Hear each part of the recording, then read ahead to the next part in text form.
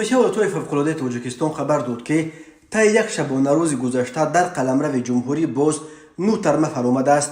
همه این آفت‌های طبیعی در راه‌های ولایت مختار کوهستان بدخشان فرو ریختند.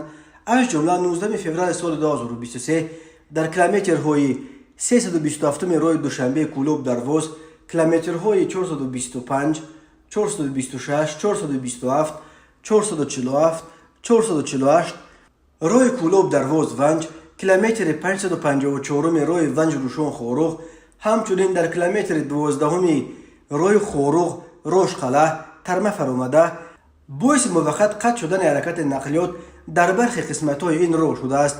عاقبت‌های فروریزی ترمه در حدود نویه‌های ونج و روشان برطرف کرده شده. کارهای برطرف سازی در حدود نویه درواز و روشقله هنوز ادامه دارد.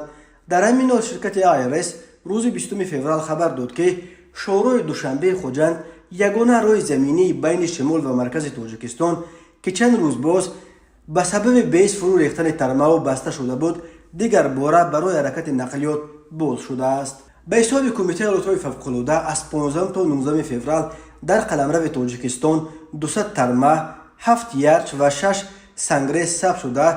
بر اثر فرو ریختن ترمه ها 19 نفر جان باختند.